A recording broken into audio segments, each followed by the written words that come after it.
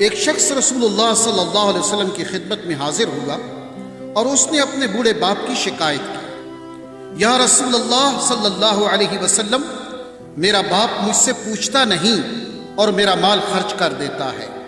آپ صلی اللہ علیہ وسلم نے اس کے باپ کو بلوایا۔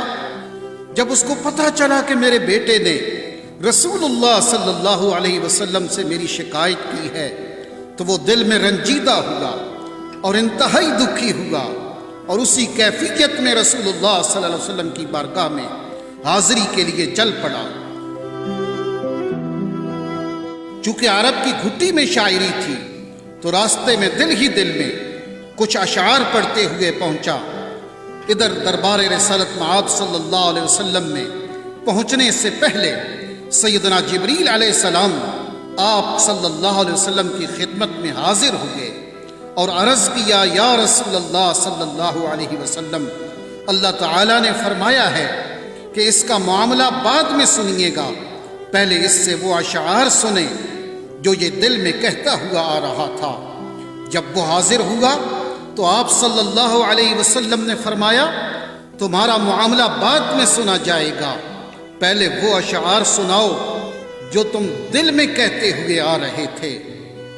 وہ آخر صحابی رسول تھا، یہ سن کر رونے لگا کہ جو اشعار ابھی میری زبان سے ادا بھی نہیں ہوئے اور میرے اپنے کانوں نے بھی نہیں سنے، آپ صلی اللہ علیہ وسلم کے رب نے وہ بھی سن لیے اور آپ صلی اللہ علیہ وسلم کو بھی بتا دیا۔ آپ نے ارشاد فرمایا، وہ کیا اشعار تھے، ہمیں بھی سناؤ۔ اس صحابی نے اشعار پڑھنا شروع کیے جنہیں سن کر پتہ چلتا ہے کہ وہ کس قدر جذباتی کیفیت اور دکھی دل کے ساتھ دل میں ادا کیے ہیں۔ ان اشعار کا اردو ترجمہ یہ ہے، اے میرے بیٹے، جس دن تو پیدا ہوا ہماری محنت کے دن اسی وقت سے شروع ہو گئے تھے۔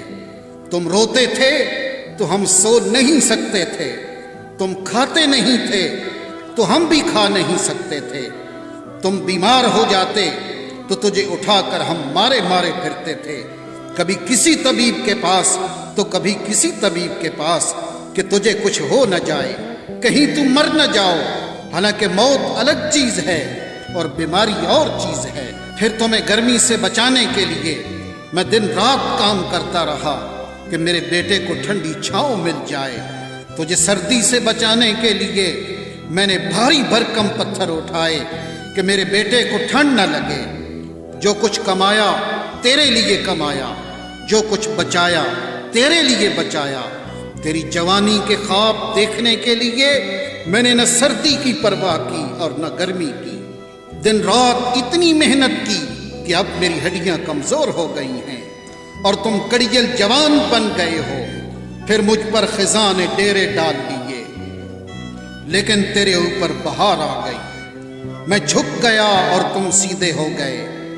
اب میری خواہش اور امید پوری ہوئی کہ تم ہرے بھرے ہو گئے ہو۔ سوچا کہ اب زندگی کی آخری سانسیں تیری چھاؤں میں بیٹھ کے گزاروں گا، مگر یہ کیا ہوگا کہ جوانی آتے ہی تیرے تیور بدل گئے، تیری آنکھیں ماتھے پہ چڑھ گئیں، تم اس لہجے میں بات کرتے ہو کہ میرا سینہ پھٹ جاتا ہے۔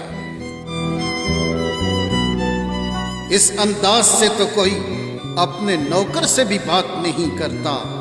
میں نے اپنی ساری امیدیں چھوڑ دیں اور سمجھ گیا کہ میں تیرا باپ نہیں، نوکر ہوں۔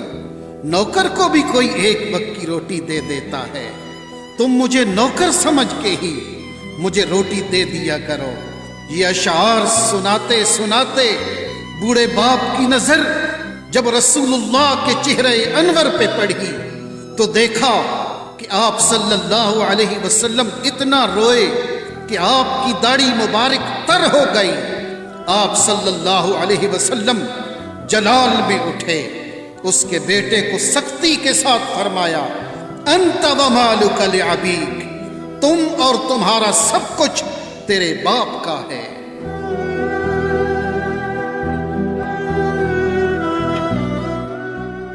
والدین کے ادب و احترام کا حکم اللہ رب العالمین نے دیا، وَقَضَىٰ رَبُّكَ أَلَّا تَعْبُدُوا إِلَّا إِيَّاهُ وبالوالدین احسانا، اور آپ کے رب نے حکم فرمایا ہے کہ تم اللہ کے سوا کسی کی عبادت مت کرو اور والدین کے ساتھ حسن سلوک کیا کرو۔ اما یبلغن عندک الکبر احدہما او کلاہما، اگر تمہارے سامنے دونوں میں سے کوئی ایک یا دونوں بڑھاپے کو پہنچ جائیں، فلا تقل لہما اف ولا تنہرہما، تو انہیں اف بھی نہ کہنا اور انہیں جھڑکنا بھی نہیں۔ وقل لہما قولا کریما، اور ان دونوں کے ساتھ بڑے ادب سے بات کیا کرو۔ واخفض لہما جناح الذل من الرحمہ، اور ان دونوں کے لیے نرم دلی سے عاجزی و انکساری کے بازو جھکائے رکھو۔